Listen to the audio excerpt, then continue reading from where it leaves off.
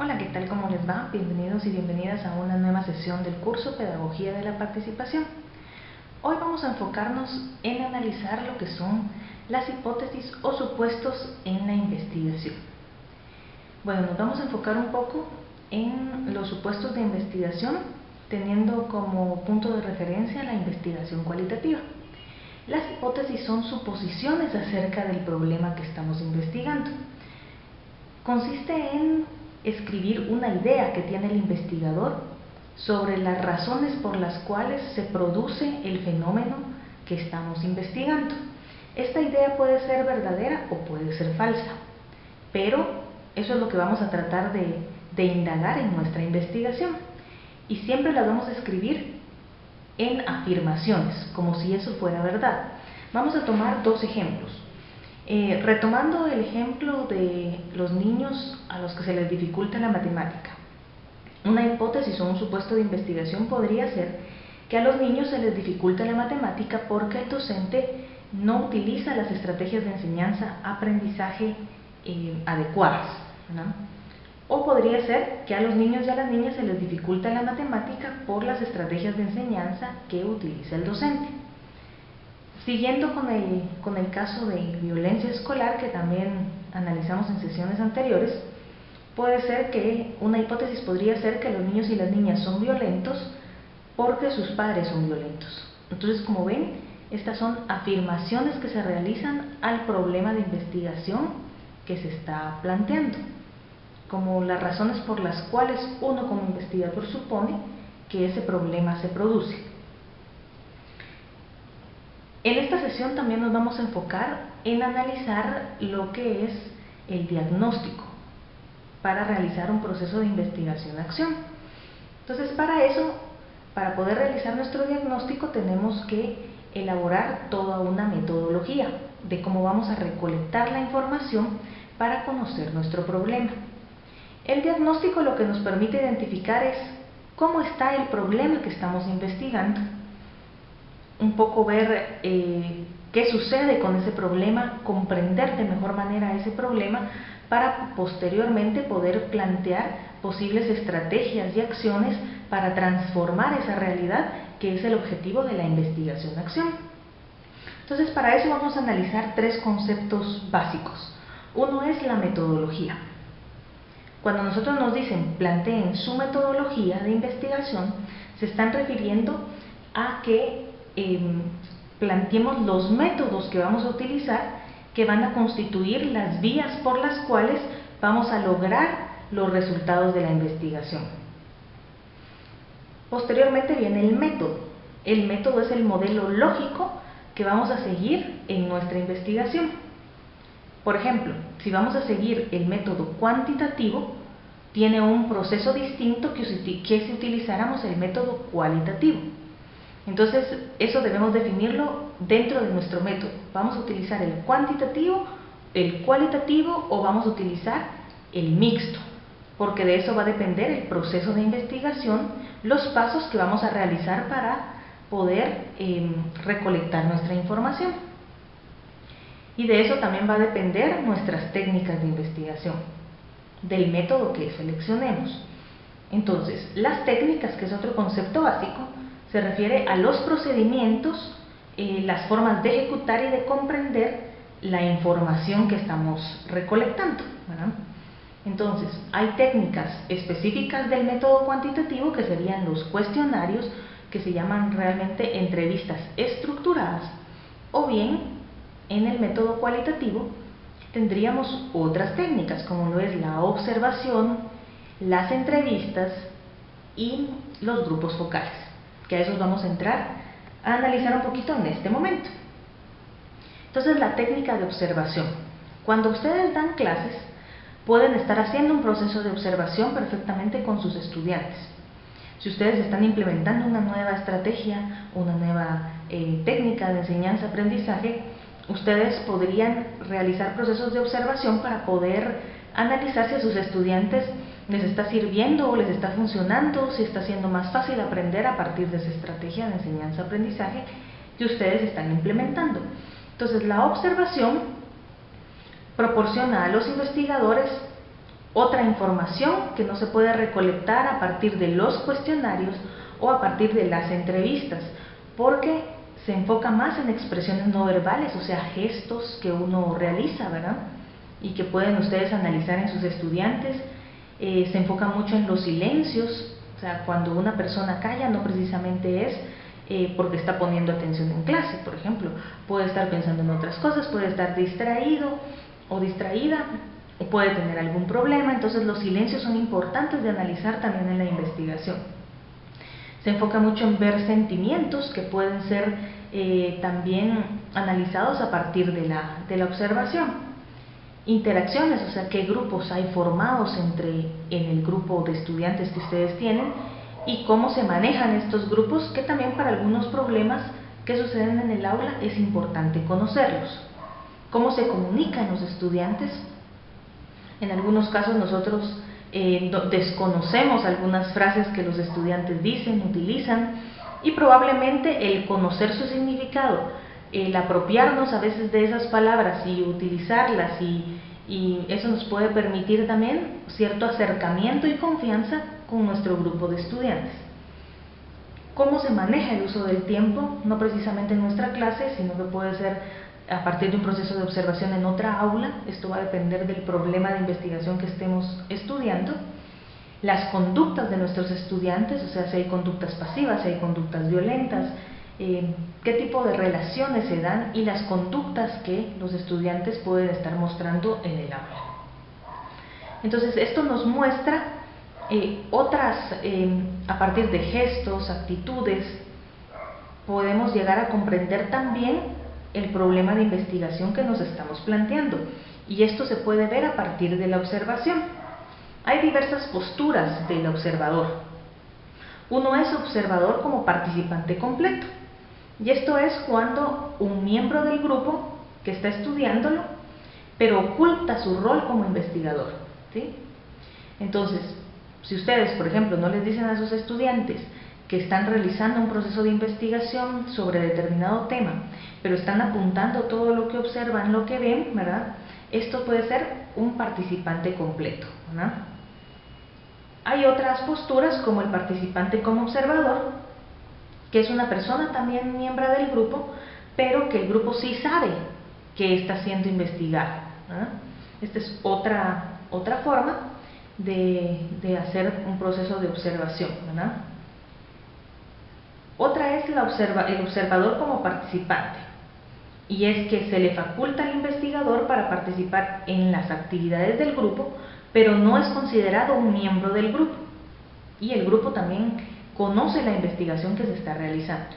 Entonces, por ejemplo, una persona externa a su clase, o ustedes van a observar la clase de otro compañero y ustedes no le dan clases a ese grupo, esto puede ser considerado observador como participante, porque ustedes forman parte de ese grupo, realizan las actividades que realiza el grupo, pero no son considerados un miembro del grupo, ¿verdad? Y el grupo sí conoce que se está haciendo un proceso de investigación. Y el observador completo, que sería el investigador que está completamente oculto mientras observa, ¿verdad? Y los investigados, por ende, no saben que están siendo investigados. Por ejemplo, ustedes están observando en una hora de recreo y están haciendo apuntes. Ahí, pues, ustedes no están participando dentro del grupo, no forman parte del grupo, o sea, están ocultos porque a nadie le están diciendo que están haciendo ese proceso de investigación, ¿verdad? Ese sería un ejemplo de observador completo. Hay que tomar en cuenta que como instrumentos, la observación tiene dos formas. Una es la guía de observación, que consiste en elaborar preguntas que el investigador tiene que tratar de observar cómo éstas se dan en la realidad o en el espacio que se está investigando. Y la otra es la lista de cotejo. La lista de cotejo es más de carácter cuantitativo, mientras que la guía de observación con preguntas en las cuales uno va escribiendo todo lo que está observando, esa es más de carácter cualitativo. Ahora pasemos a las entrevistas. Yo creo que estas son más conocidas por todos y en algún momento hemos realizado algún tipo de entrevista. Hay tres tipos de entrevistas. la entrevista no estructurada, la entrevista semiestructurada y la entrevista estructurada. Nos vamos a enfocar ahorita en la entrevista estructurada. La entrevista estructurada es de carácter cuantitativo y normalmente se realiza con lo que comúnmente llamamos cuestionarios, ¿verdad? O encuestas. Entonces, cuando nosotros nos pasan una encuesta y la llenamos, tiene distintas opciones. Muchas veces no nos dejan dar nuestra propia opinión. Puede ser que en algunos casos, cuando nos están haciendo preguntas, pues no concordemos muchas veces con las respuestas o posibles respuestas que nos dan dentro de los cuestionarios. Por eso se llaman entrevistas estructuradas, porque ya están realizadas por el investigador y no permiten ningún cambio. No permiten que el que está siendo entrevistado pueda cambiar esas respuestas, sino solamente enfocarse en las que ya les son proporcionadas por el investigador. ¿En algún momento han participado en los censos?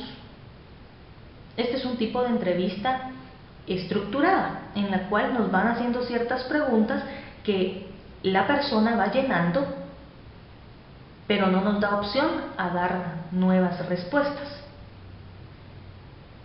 Esto también se enfoca mucho en todo lo que es relacionado a censos, pero también nos permite para el investigador tener ciertas opciones sin salirse de ese marco.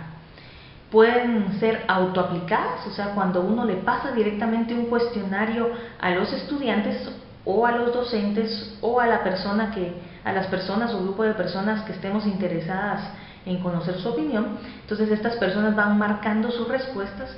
Esto es un cuestionario autoaplicado, o bien una entrevista estructurada en la cual la persona, el investigador o la persona encuestadora, lee la pregunta y las posibles respuestas y el entrevistado brinda su respuesta y el que está investigando marca la respuesta que le dio el entrevistado. Hay que tomar en consideración que este tipo de entrevistas son rígidas, ¿verdad? Y no permiten cambios. Entonces podemos ponerle preguntas dicotómicas, o sea, preguntas de sí o no, y preguntas tipo menú, o sea, preguntas con posibles respuestas. Vamos a pasar ahora a las entrevistas no estructuradas. Las entrevistas no estructuradas están más relacionadas al método cualitativo, bueno, pertenecen al método cualitativo, ¿no? Entonces se caracterizan esas por tener un alto grado de libertad y de profundidad. No hay respuestas preestablecidas, sino que son las respuestas que nos brinde el entrevistado, ¿no? Normalmente se busca que esta sea una conversación fluida entre dos personas, y si el entrevistador va haciendo preguntas, el entrevistador responde, pero esto va a depender mucho del tipo de entrevista no estructurada que estemos utilizando. Hay que tomar en cuenta acá que el papel del entrevistador es no directivo, ¿sí? Y es un receptor pasivo, o sea, solo vamos a recibir la información que el entrevistado nos está brindando. Hay tres tipos de entrevistas no estructuradas. Una es la entrevista terapéutica.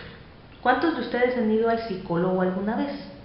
Entonces, cuando uno llega al psicólogo, el psicólogo le dice, bueno, cuéntame qué me quieres contar, ¿por qué vienes?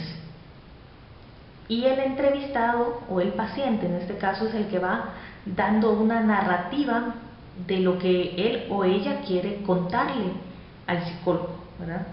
Entonces, es un tipo de entrevista no estructurada, ¿sí? Pero se llama terapéutica. Hay otro tipo de entrevista no estructurada que se llama etnográfica clásica, que consiste en que uno puede ir a hacer un proceso de observación y uno va preguntándole cosas a las personas que tiene cerca para conocer más acerca de lo que uno está observando, sin necesidad de contar con una guía. Por ejemplo, nosotros estamos viendo una ceremonia maya, pero desconocemos por qué tienen distintos colores las velas, y tenemos a un sacerdote maya cerca de nosotros. Entonces, sin necesidad de contar con una guía de entrevista, nosotros podemos acercarnos a este sacerdote maya y consultarle por qué existen distintos colores de velas y qué significado tienen estos colores. Y esta persona nos cuenta, y esto nos va a servir para que nosotros nos informemos al respecto y podamos comprender en profundidad lo que estamos observando. Esto es bien importante. Siempre la entrevista etnográfica clásica va acompañada de un proceso de observación. Hay otro tipo de entrevista que es la entrevista en profundidad. Consiste en llevar ciertos tópicos o ciertos temas de los cuales uno quiere hablar o comprender de una persona, y algo bien importante de la entrevista en profundidad es que no vamos solo una vez a visitar a esta persona. Las entrevistas en profundidad implican varias sesiones con esa persona para poder llegar a comprender, como su nombre lo indica, a profundidad, o sea, conocer en detalle ciertos aspectos de esta persona. Esta podemos aplicarla, por ejemplo, si queremos conocer sobre la vida de una persona, si estamos haciendo una biografía de una persona, por ejemplo. Entonces, tenemos varios tópicos que queremos conocer, por ejemplo, su infancia, cómo fue su carrera, cómo está haciendo su vida adulta o cómo está haciendo en la familia. Entonces, son tópicos que tenemos estructurados dentro de nuestros intereses como investigador, y vamos a que esa persona nos cuente al respecto. Entonces, no nos va a ser suficiente una sola visita para que esa persona nos hable de todos esos aspectos que nosotros queremos conocer. Por ende, nos va a implicar visitarlo o visitarla en varias ocasiones. Esto es bien importante, ¿verdad? No es solamente para hacer biografías, se puede utilizar para otro tipo de investigaciones, pero lo que nos interesa es conocer a profundidad o en detalle ciertos aspectos de esta persona. Ahora, la entrevista semiestructurada, que es otro tipo de entrevista, es un tipo de entrevista bien conocido, que consiste en que el investigador o el entrevistador lleva ya preestablecidas sus preguntas, una guía de preguntas que vas haciendo al entrevistado, con el objetivo de conocer ciertos aspectos particulares que nos estamos proponiendo conocer. Pero esto nos sirve mucho cuando estamos entrevistando a personas que carecen de tiempo. Entonces, si son personas que no tienen mucho tiempo, nos va a ser de mucha importancia llevar nuestras preguntas muy estructuradas o delimitadas para no perdernos y poder llegar a recolectar toda la información que necesitamos para dar respuesta a nuestras hipótesis de investigación. También nos va a servir para que personas, a veces, por ejemplo, vamos a entrevistar a la ministra de Educación, nos serviría llevar una guía para que conozca que conocemos del tema, que sabemos a lo que llegamos, ¿verdad? Entonces, esto es importante para este tipo de casos. Entonces, la entrevista semiestructurada consiste en llevar esa guía y hacerle preguntas al entrevistado o entrevistada.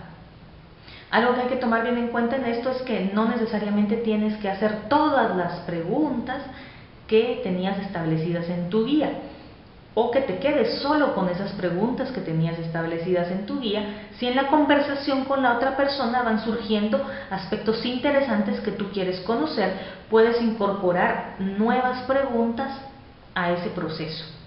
Entonces, la entrevista semiestructurada, puedes incorporarle nuevas preguntas al instrumento, aunque no las llevaras previamente establecidas, pero si estas van surgiendo en la conversación y te van surgiendo dudas sobre lo que la persona te va diciendo, puedes ir preguntando nuevas cosas.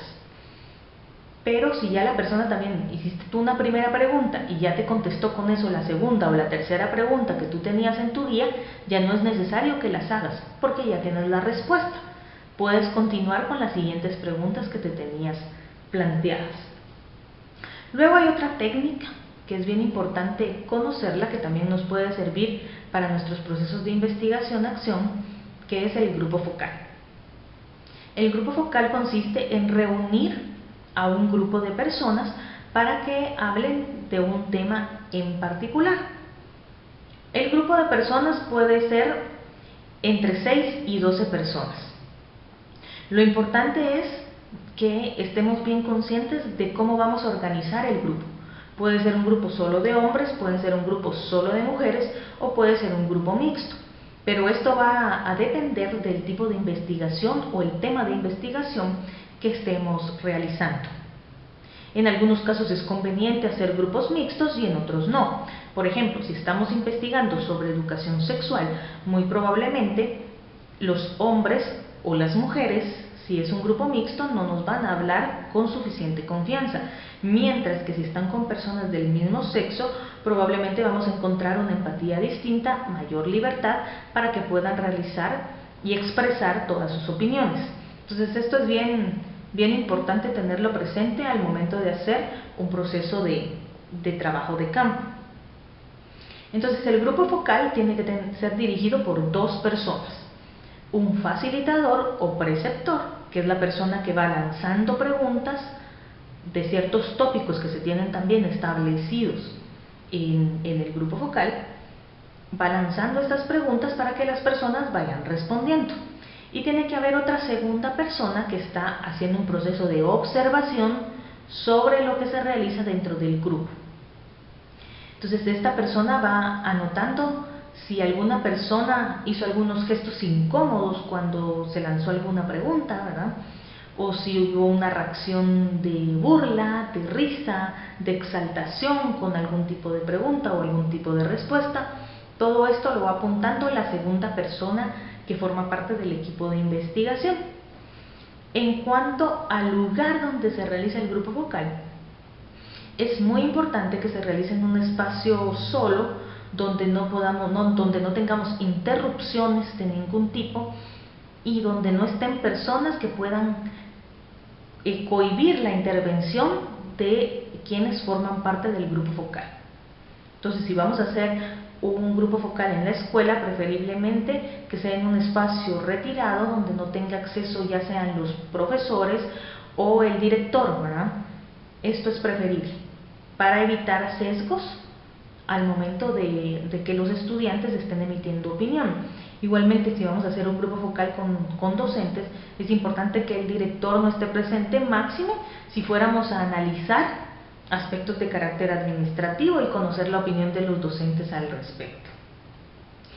Entonces el grupo focal nos va a servir para conocer distintas opiniones y lo que buscamos es que las personas pues nos hablen y nos comenten respecto a lo que piensan y lo que opinan sobre un tema en particular que nos interese.